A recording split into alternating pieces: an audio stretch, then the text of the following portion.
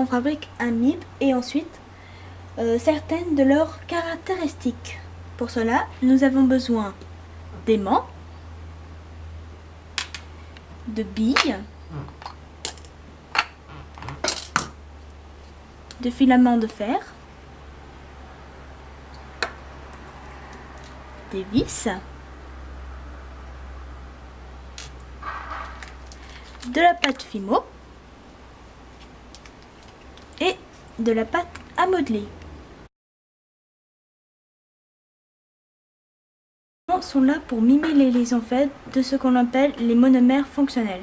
On a plusieurs types de lésions, ici les blancs et là les rouges.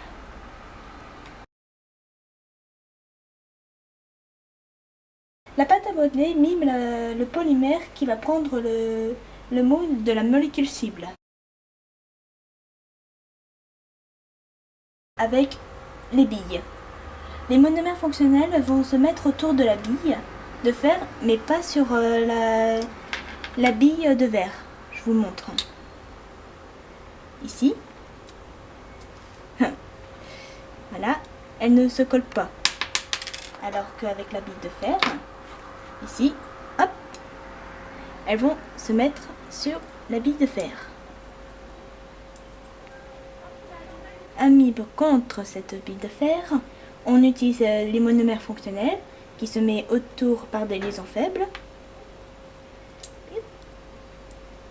Voilà.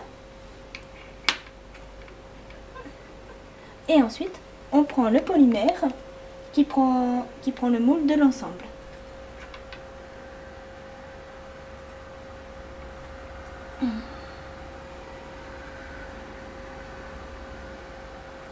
Comme ceci.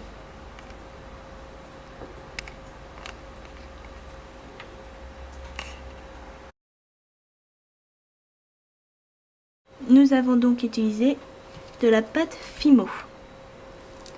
Nous avons imaginé de faire un MIP contre le glyphosate ou Roundup, un désherbant.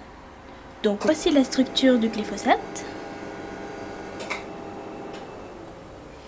Et voici le modèle que nous avons réalisé.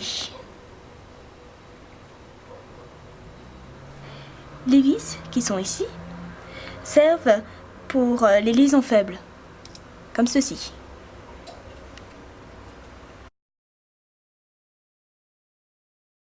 Avec le glyphosate, on met les monomères comme cela. Ensuite, on fait agir le polymère comme ceci. Mais on a utilisé de la pâte Fimo. Et une fois cuit, cela donne ça.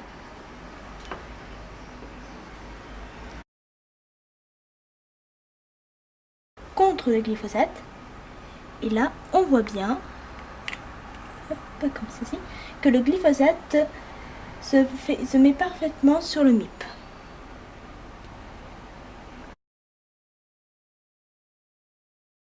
La reconnaissance, c'est la géométrie du moule, plus la position des forces faibles, ici les aimants.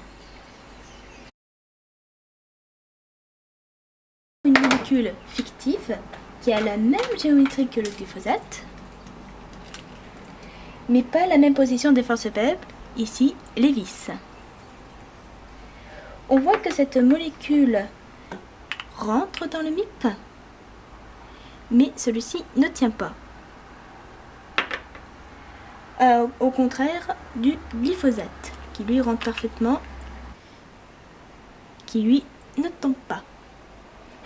Ça nous permet de parler de la constance de dissociation, qui est la force qu'il faut exercer sur le ligand, ici le glyphosate, pour l'enlever de son récepteur, ici le MIP. Donc voilà. Comment on enlève la molécule cible une fois qu'elle s'est fixée sur le MIP, on change la constante de dissociation, souvent en changeant de solvant.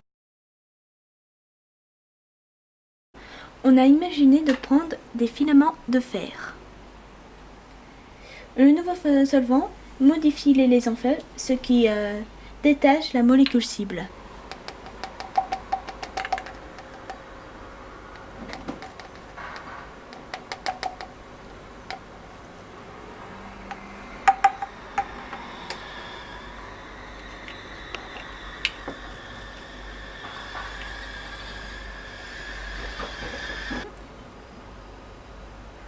Et voilà.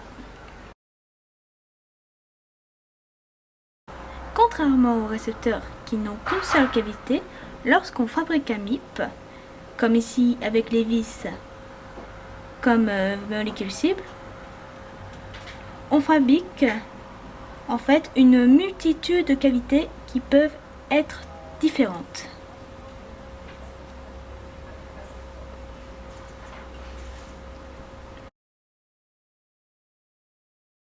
Que vous avez bien compris comment on fabrique des MIP, pour avoir plus d'explications, vous pouvez voir le film 3D ou aussi les comptes rendus des expériences faites à Paris et à Toulon.